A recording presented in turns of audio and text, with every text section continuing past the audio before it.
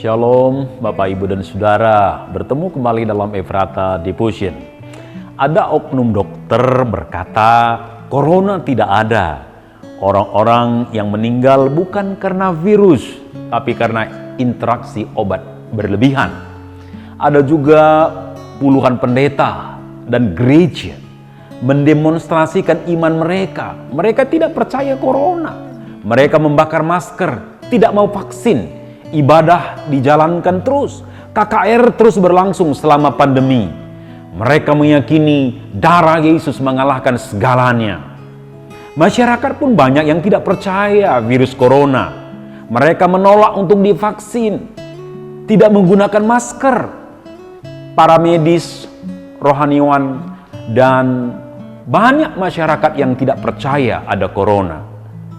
Melihat banyaknya masalah yang ditimbulkan corona, apakah kita perlu mempercayai ada corona? Bila tidak percaya, maka PPKM tidak perlu. Kita bebas kemana-mana. Kita bisa bekerja. Anak-anak bisa sekolah tatap muka tanpa perlu kuota. Kita bisa silaturahmi dalam hari-hari besar keagamaan. Bisa liburan, bisa beribadah setiap hari Minggu, dan lain-lain. Namun di sisi lain, kita mendapatkan kabar banyak yang terpapar virus corona. Rumah sakit kehabisan tempat, korban meninggal bertambah, makam korban COVID harus ditambah. Bukankah ini fakta? Corona ada. Benarlah, kabar palsu lebih menjanjikan. Ketika bangsa Israel dibuang ke Babel, mereka menderita, tidak memiliki kebebasan seperti orang merdeka. Hak mereka dirampas. Mereka bekerja untuk orang lain. Dalam kesesakan, Nabi Hananya bernubuat, dalam 2 tahun ini aku akan mengembalikan ke tempat ini segala perkakas rumah Tuhan yang diambil dari tempat ini oleh Nebukadnezar, Raja Babel, dan yang diangkutnya ke Babel.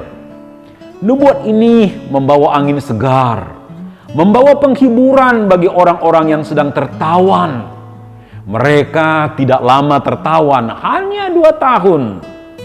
Mereka akan bebas, akan kembali ke negeri mereka. Tidak berselang lama kemudian Nabi Yeremia juga bernubuat. Beginilah firman Tuhan, apabila telah genap 70 tahun bagi Babel, barulah aku memperhatikan kamu.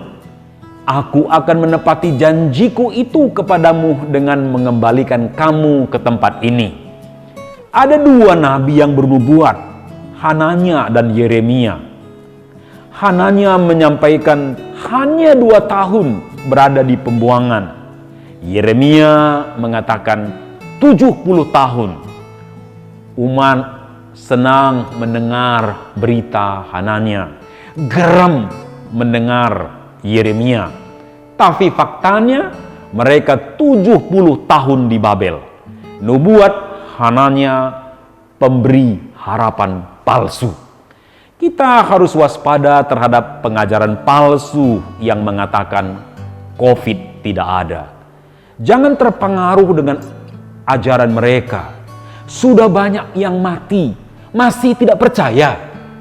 Waspadalah terhadap ajaran yang mendiskon kebenaran, yang tidak mengajarkan firman Tuhan secara utuh, yang meniadakan salib atau penderitaan, yang hanya mengajarkan berkat dan kesuksesan, yang hanya menekankan kasih melupakan kebenaran dan keadilan Allah. Ajaran palsu awalnya menyenangkan, akhirnya mengecewakan. Jangan tergiur dengan ajaran palsu yang memberi harapan palsu, tapi berpeganglah kepada ajaran yang benar.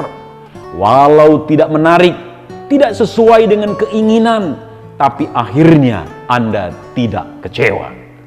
Sekali lagi saya tegaskan, berpeganglah kepada ajaran yang benar, jangan yang palsu.